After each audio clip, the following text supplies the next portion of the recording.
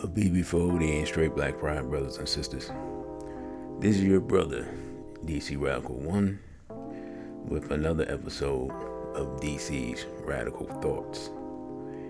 And today, got a creative title for this called Beware of the 304 Tips. And this really goes back to a conversation I had with a brother maybe, I don't know, maybe 6 years ago, before the pandemic. And it's interesting because I was talking with sisters too, and had a similar conversation. So normally, since I've been in the movement, to be honest, and I'm talking about when I was young, decades ago, one of the things that we would do would be to warn sisters about brothers who would use the knowledge, to get access to sisters. I mean, the information was new to people at that time, back in the day. It sounded good, it made brothers seem cool and mysterious and things like that. And we would warn sisters about looking out for brothers who just were using the knowledge for that purpose. So in the last, like I said, maybe 5 years or so, I'll just say 5 years. I don't really remember the time frame, but it's been at least 5 years. Brothers have, come up to me and said that brothers need to be on the lookout for sisters who are simply coming into the movement to basically to quote unquote find a good man. Brother was saying that later on, I guess when we saw the rise of kind of like the rise of the manosphere type thing, where black men were publicly advocating for each other to date outside the race. The brother was saying that black men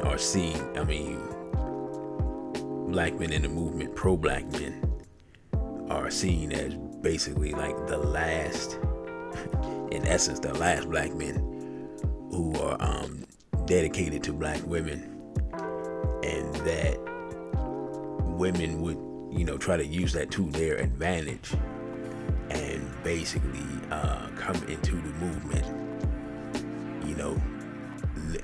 just looking for a brother to get with. And he was saying it's not just, because that's kind of normal, when you think about it. You're like, all right, where are the men? Oh, I heard it's a lot of men over here. Oh, okay, I'm gonna go with it. So that's kind of normal. It's like, when you think about it, to me, it's like the club and I assume they still do this, I really have no idea, but women used to get in free before whenever, 11 midnight, whenever. And they did that because if men knew that women were gonna be there, that's where they went. That's back in the old days. So when brother said that, I didn't really think anything about it at the time. But then when I started, when he started saying that, the women would come in, but they weren't sincere, that sisters were coming in to organizations causing a lot of problems, women,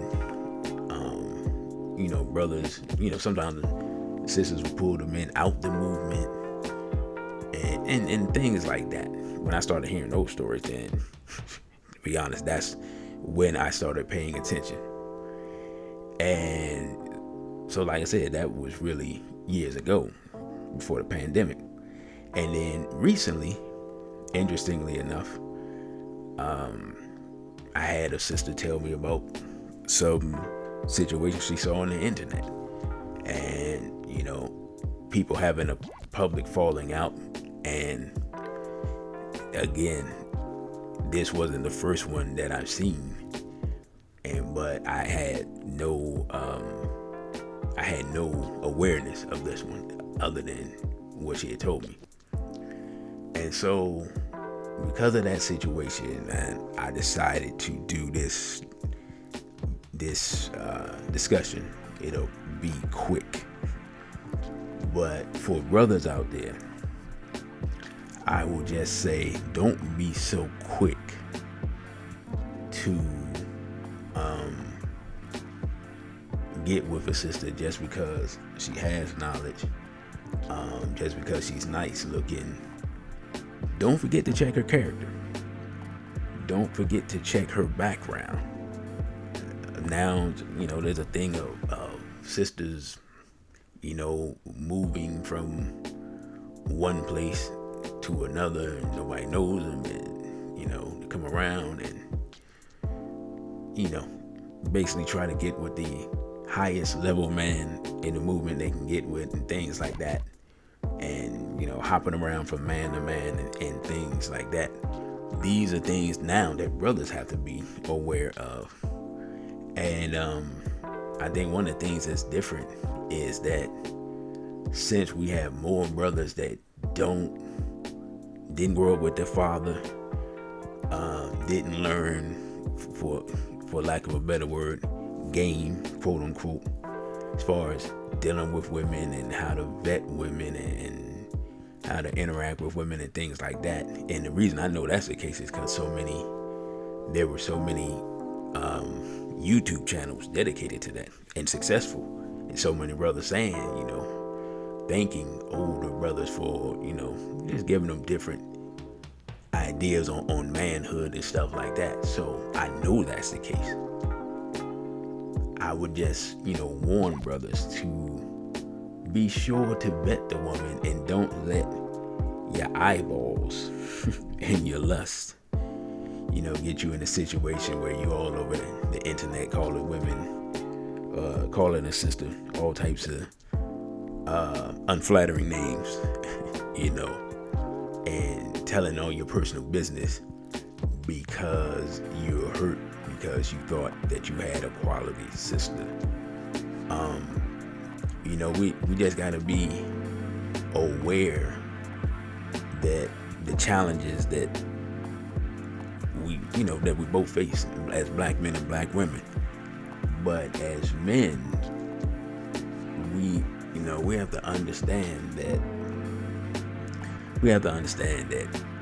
our sisters go through a lot, and they're gonna bring a lot of that with them, and we have to be honest. We have to weigh in the balance. You have to weigh in the balance what you can and can't deal with, and what your boundaries are going to be, what your standards are going to be as a man, and what you're going to require from a woman. And you have to put that and weigh that in a balance before you get with a sister. You know what I'm saying? Like, the beautiful thing about social media, being completely honest, is that you can check receipts. Like, if the sister was in the strip club 3 months ago, and now she's Miss Super Pro Black, I'm not saying that she's not Miss Super Pro Black.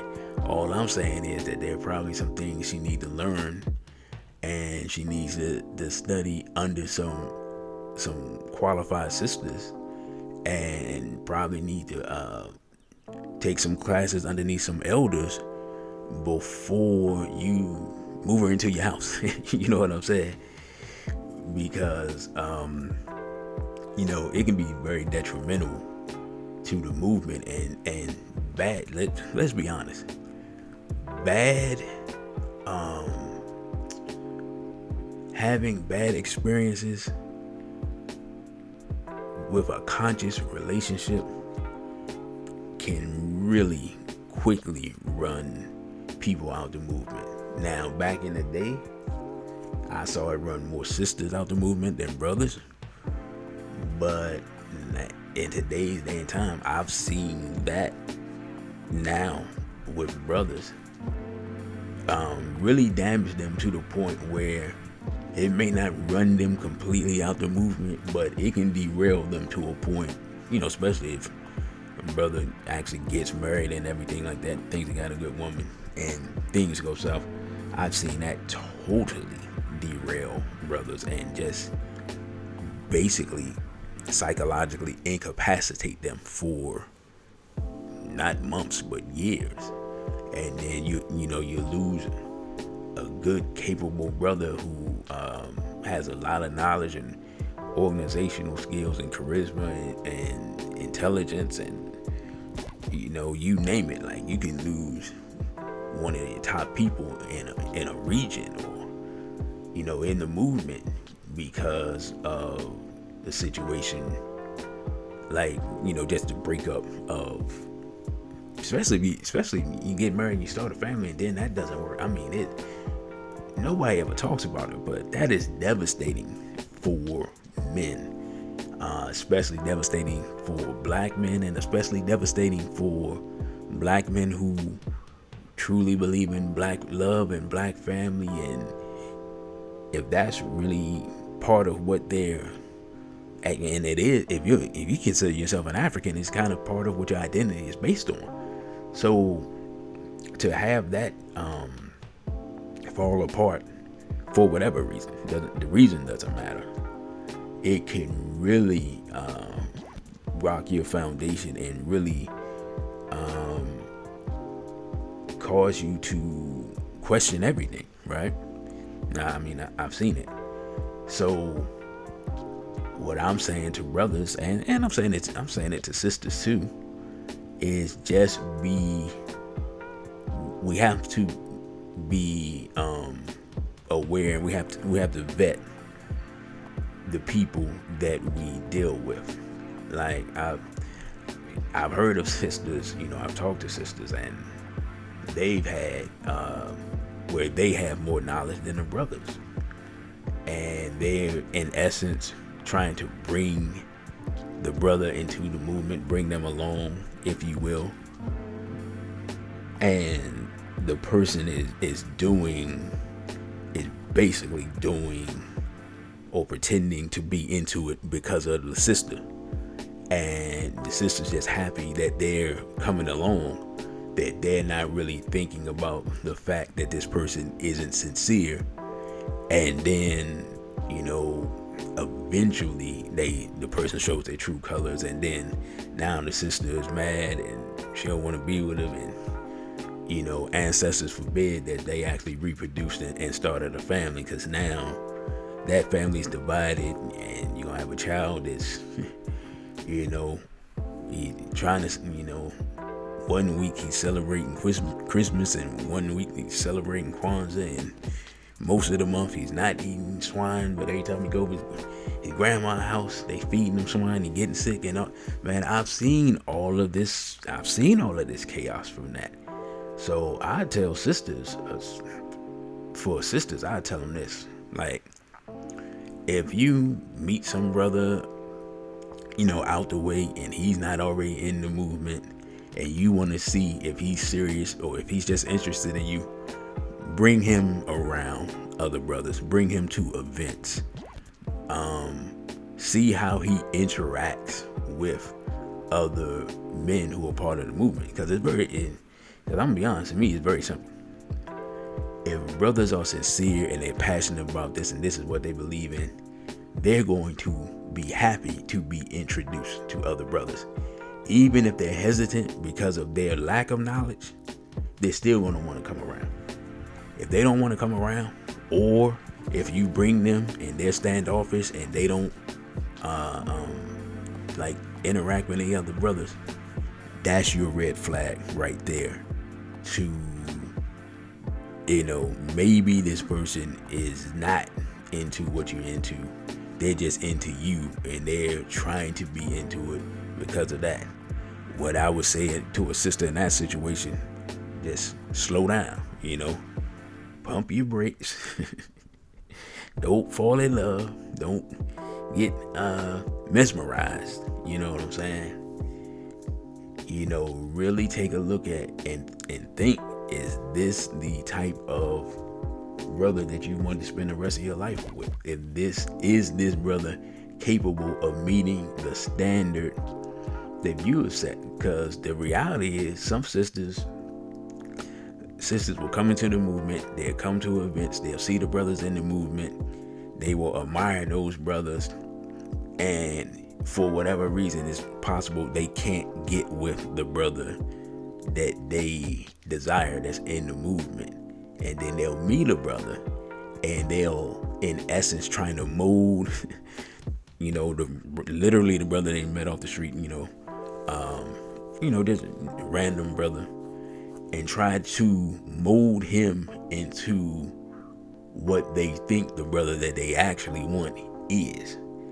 I've seen that. It's kind of, so interesting dynamic to see, but I've seen that before. And I just tell sisters, you don't do that. Don't try to change that man and make him into the man you want, just simply because there's so many brothers in the movement. Just wait and find you the type of brother that you want, especially if you want somebody that's already in the movement, especially if you want a brother that has more knowledge or more experience, or even if you want somebody that's achieved a certain rank in an organization or things like that. If that's what you want, then wait for that, or go after that. But don't try to change a brother who's just coming in and not even sure if this is what he wants to do, or this is what he believes in, or whatever the case may be. Don't try to change that brother into the brother that you want. That's not going to work. It can only end in disaster, and you'll be disappointed in that man and not like him. He's going to be disappointed in you, and as I said, ancestors forbid y'all reproduce, because that child's gonna grow up in the midst of chaos. That's even if the man stays around, he may not even want to stay around because of just because of his bad feelings towards you. So I would tell sisters, just try to avoid that scenario. Vet brothers the best you can. Again, if the person, they were just hanging out and socializing with white people, on their Instagram, last month, this might not be the African warrior, this might not be the Asafo that you're looking for. That doesn't mean a brother can't come into the knowledge and change, his perspective and change the way he lives his life. But you don't want him experimenting with what he wants to be while you're with him. So, that is my message for sisters. And again, my message for brothers, man. Don't get mesmerized by looks. Don't get mesmerized by simple presentation. Really observe what the sisters are about, and to be honest, the same thing that I said for brothers, as far as bringing them around to events, bring them around to sisters. I saw this was years ago. Brother he was dealing with this sister, and I was I was a 5%. This was way back in the day, and I remember one of the sisters telling me that he brought her around and how she was acting and everything, and they basically, everybody was trying to tell him like, nah, bro, that's not the one. And he just ends up going through hell with this woman. And then, of course, they made the mistake of reproducing, and it was just, when I say going through hell, I mean like crazy stuff that I don't even though it's been decades, this stuff I don't even want to recount. But it was just like, it was literally, as he was telling me this stuff back in the day, was literally unbelievable. Like why would you put yourself through this? And man, it was just disastrous. And the thing about it was that he had brought the sister around, the other sisters. One of the sisters, basically the sister that was the most knowledgeable, basically told him that's not the one. He disregarded her advice, ended up getting this woman pregnant, and ruined a large part of his youth, his young life. We were in our 20s, and so he made large part of that a living hell for years. And I lost contact with the brother, so I don't know how it ended up. But yeah, that is not what you want to do. One thing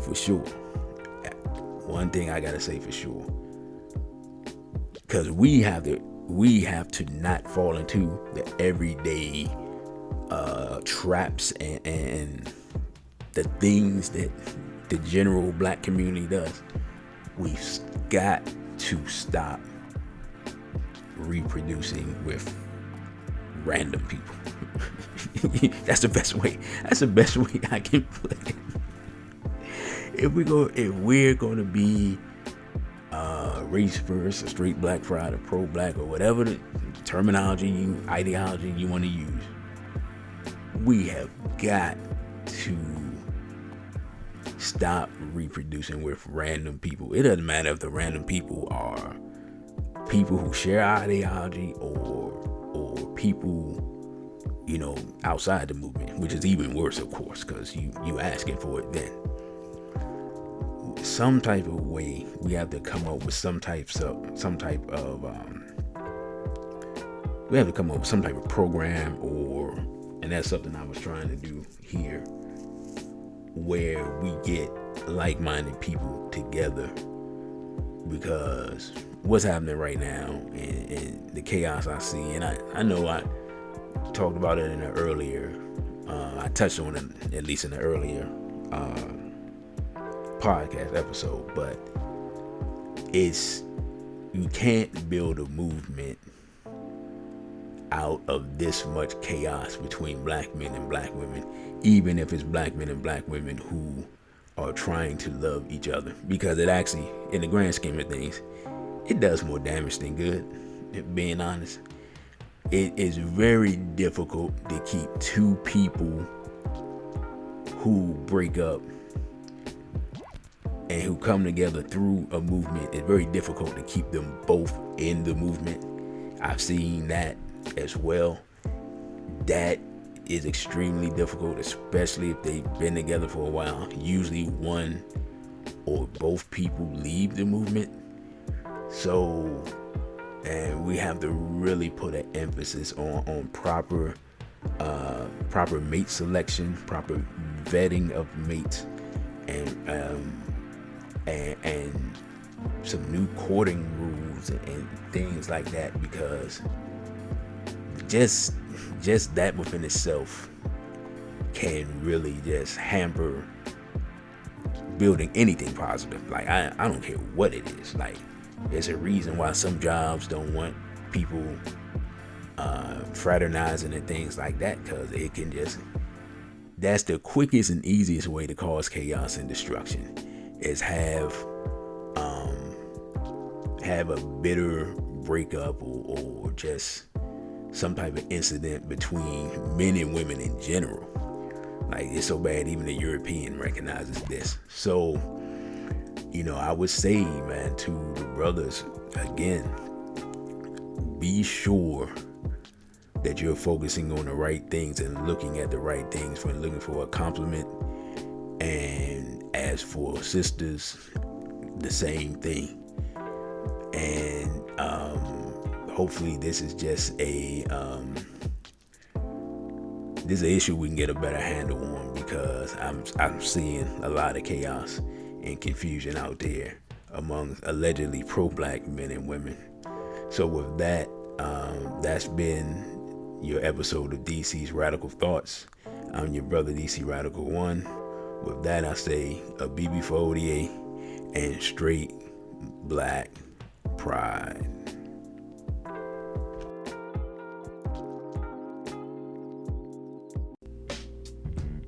Thank you for watching this video. Don't forget to like, share, and subscribe. Also follow us on our other social media platforms. On Instagram, we're at dc.radical1. On Twitter, we're at dc_radical_ONE. And the Cash App is $DC Radical 1. Again, thank you for subscribing. A BB for ODA and straight black pride.